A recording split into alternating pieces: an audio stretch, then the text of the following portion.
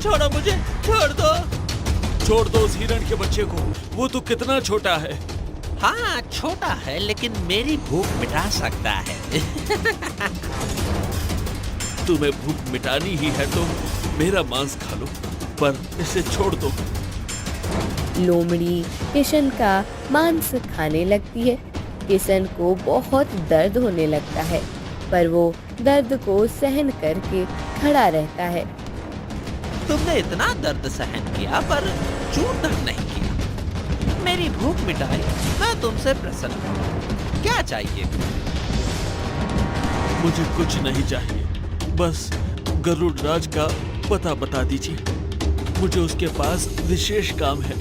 सुंदरबन नाम के राज्य में महाराज हरिनारायण का सौतेला भाई श्रुतकर्मा और उसका पुत्र सुयोधन दोनों उस राज्य को हड़पना चाहते थे। एक बार हरि नारायण, मैं तुमसे पहले भी कह चुका हूँ कि राज सिंहासन मुझे दे दो। तुमने इतने वर्षों तक राजा बनने का सुख प्राप्त किया है, अब ये सुख मुझे भी प्राप्त करना है। मैं तुम्हारा भाई हूं और मेरा इस सिंहासन पर पूरा अधिकार है। नहीं, तुम दुष्ट हो, इसलिए पिताश्री ने, मैं अनुज होकर भी ये राज सिंहासन मुझे दे दिया था। पिताश्री और मैंने बहुत श्रम करके इस राज्य को प्रगति के पथ पर अग्रसर किया है। अब मैं ये राज्य तुम्हें देकर इस राज्य को भ्रष्ट नहीं कर सकता था। इसका अर्थ है कि तुम सीधे तरीके से मुझे ये राज्य नहीं दोगे। ठीक है, अब आगे जो भी होगा उसके तुम खुद उत्तरदायी होगे। श्रुतकर्मा और उसका बेटा सुयोधन दोनों महाराज हरि नारायण को धमकी देकर चले जाते हैं। हरि नारायण विचार करने लगते हैं।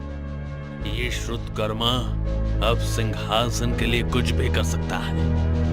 ये इतना दुष्ट है कि मेरी हत्या करने में भी इसे कोई भय नहीं लगेगा। मुझे कुछ करना चाहिए। मुझे मेरे मुकुट के दिव्य हीरे को कहीं छुपाना चाहिए। इस दिव्य हीरे का रहस्य यदि श्रुतकर्मा को ज्ञात हो गया तो वो इस मणि को प्राप्त करने के लिए जमीन आसमान एक कर देगा। कुछ दिनों के बाद फिर महाराज हरिनारायण राजकुमार नंद किशोर को बुलाकर उनसे वार्तालाप करते हैं। पुत्र नंद किशोर, मैं एक विशेष कार्य हेतु कुछ दिनों के लिए एक गुप्त स्थान पर जा रहा हूँ। जब तक मैं वापस ना आऊं तब तक तुम राज्य का ध्यान रखना। श्रुतकर्मा और सुयोधन दोनों राज्य को प्राप्त करने के लिए बहुत अधीर हुए हैं। तुम अपना रक्षण करना। परंतु पिताश्री, आप गुप्त स्थान पर क्यों जा रहे हैं? पुत्र, एक रहस्य है जिसके विषय में तुम्हें बाद में बताऊंगा। यहाँ तुम्हें वो रहस्य बताना उचित नहीं है। महाराज हरिनारायण गुप्त स्थान पर जाने के लिए चले जाते हैं। कुछ दिनों के बाद वो लौट आते हैं। श्रुतकर्मा और सुयोधन दोनों हरिनारायण की ही प्रतीक्षा कर रहे थे। जब महाराज वापस आते हैं तब श्रुतकर्मा उनके भोजन में विष मिलाकर उनकी हत्या कर देते हैं। राजकुमार नंद किशोर को अपने पिता के मृत्यु से बहुत दुख होता है। पिताश्री, आप मुझे छोड़कर क्यों चले गए? अब मैं आपके बिना इस राज्य का भार कैसे उठाऊंगा? तुम्हें इस राज्य का भार उठाने की कोई आवश्यकता नहीं है राजकुमार। तुम्हारे पिता के बाद इस राज्य का राजा मैं बनने वाला हूँ। आज से मेरा पुत्र सुयोधन युवराज है, तुम नहीं। सैनिकों, इस नंद किशोर को बंदी बना लो और कारागृह में डाल दो। दुष्ट श्रुतकर्मा राजकुमार नंद किशोर को बंदी बनाकर अपने राज्याभिषेक की घोषणा करता है। सभी प्रजाजन अपने महाराज की मृत्यु से पहले ही दुख में डूबे हुए थे और अब श्रुतकर्मा राजा बनेगा ये सुनकर उन्हें और भी ज्यादा दुख होता है।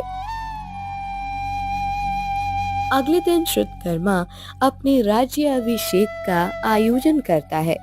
वो राज्याभिषेक की विधि शुरू करने के लिए पंडित को बुलाते हैं। राजमुकुट धारण करने के लिए श्रुतकर्मा आगे आता है। तब श्रुतकर्मा, आप इस मुकुट को धारण नहीं कर सकते। ये आप क्या कह रहे हैं पंडित जी? मैं इस मुकुट को धारण क्यों नहीं कर सकता? इस मुकुट में जो दिव्य हीरा जड़ा हुआ था वो अभी इस मुकुट में नहीं है। क्या दिव्य हीरा?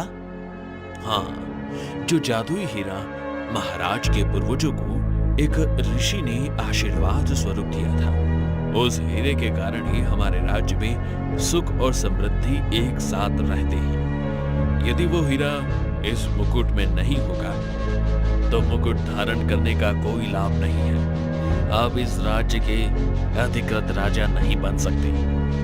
पिताश्री, ये तो बहुत बड़ी समस्या है। हाँ पुत्र, वो हरिनारायण तो मृत्यु को प्राप्त हो गया, परंतु उस चतुर राजा ने उस हीरे को पहले ही कहीं छुपाया है। उसे क्या था कि उसके साथ कुछ अनुचित होने वाला है। तो अब क्या करे पिताश्री? उस हीरे को कहाँ छुपाया है वो किसे पता होगा? नंद किशोर, हरिनारायण ने अपने पुत्र को अवश्य बताया होगा कि वो हीरा कहाँ है। चलो उसी से पूछते हैं। श्रुतकर्मा और सुयोधन दोनों नंद किशोर को कारावास से बाहर निकालते हैं और नंद किशोर, बताओ, तुम्हारे पिता ने वो दिव्य हीरा कहाँ छुपा कर रखा है? आप किस हीरे के विषय में बात कर रहे हैं चाचा श्री? मैं किसी हीरे के बारे में नहीं जानता। तुम सत्य कह रहे हो। हमें अभी पंडित जी से पता चला है कि राज मुकुट में कोई दिव्य हीरा जड़ा हुआ था। अभी वो हीरा उस मुकुट में नहीं है। जब तक वो हीरा फिर से उस मुकुट में नहीं बिठाया जाएगा तब तक मेरे पिताश्री को राज सिंहासन प्राप्त नहीं होगा। नहीं, मैं सत्य कह रहा हूँ। मुझे पिताश्री ने कभी भी किसी हीरे के विषय में नहीं बताया। मुझे तो पता ही नहीं था कि राजमुकुट में कोई दिव्य हीरा है। पिताश्री ये ऐसे नहीं मानेगा, इसे दंडित करके ही पूछना पड़ेगा। श्रुतकर्मा और सुयोधन दोनों नंद किशोर को राजमहल से बाहर लेकर आते हैं। वो दोनों उसे बहुत पीटते हैं और उस हीरे के बारे में पूछते हैं, परंतु नंद किशोर को सच में उस हीरे के बारे में कुछ पता नहीं होता।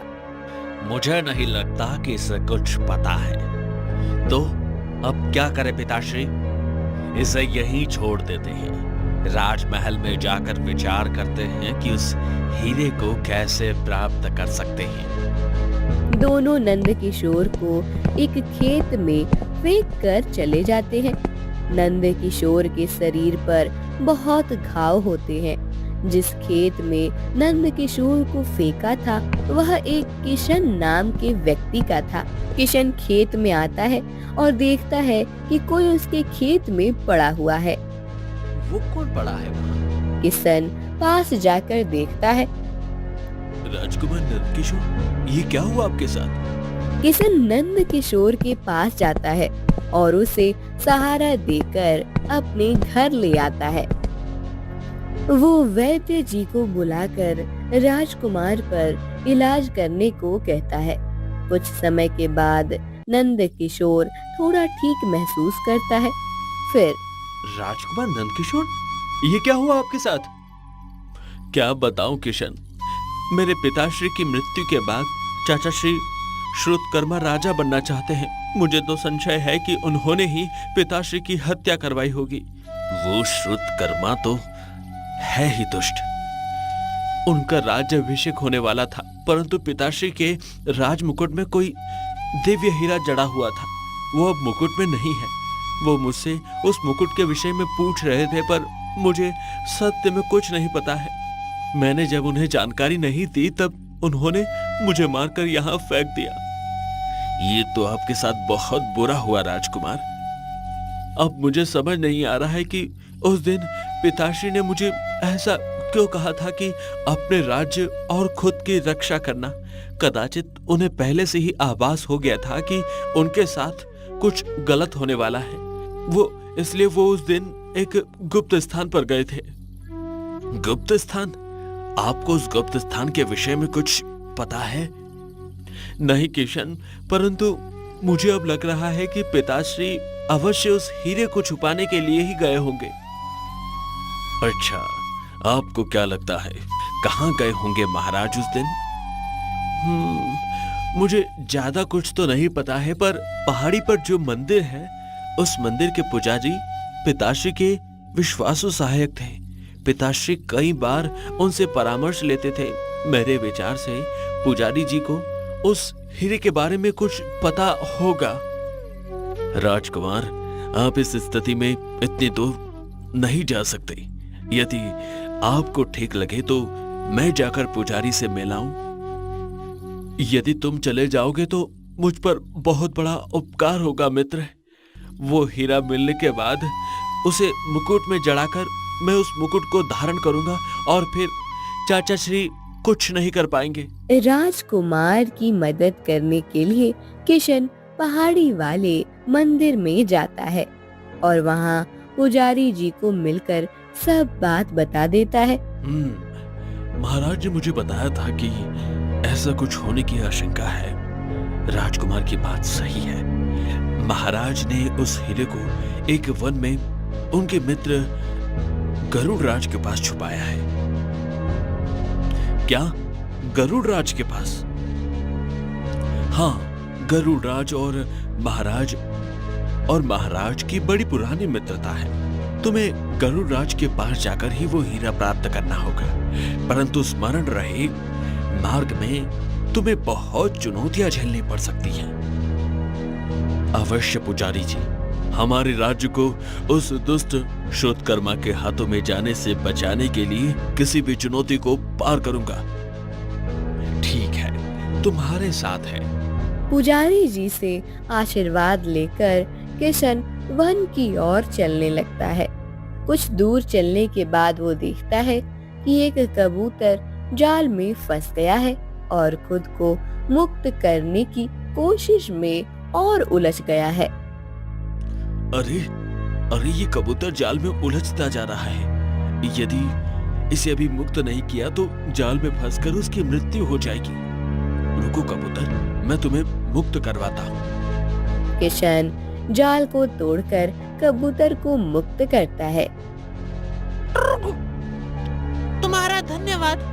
आज यदि तुम समय पर नहीं आते तो मेरी मृत्यु निश्चित थी। मांगो, तुम्हें क्या वरदान चाहिए? नहीं, मुझे कोई वरदान नहीं चाहिए। मुझे बस इतना बता दो कि गरुड़ राज का निवास कहाँ है। मुझे गरुड़ राज से भेंट करना अति आवश्यक है। हाँ, इसी मार्ग से 4 कोस आगे जाने के बाद तुम्हें गरुड़ राज का निवास दिखाई देगा। किशन कबूतर का धन्यवाद करके आगे चलने लगता है। 2 कोस आगे जाने के बाद वह देखता है कि एक लोमड़ी ने एक हिरन के बच्चे को पकड़ा है और वो उसका मांस खाने वाला है। हिरन का बच्चा तड़प कर रो रहा है। मुझे छोड़ दो। छोड़ दो उस हिरन के बच्चे को, वो तो कितना छोटा है। हाँ, छोटा है लेकिन मेरी भूख मिटा सकता है।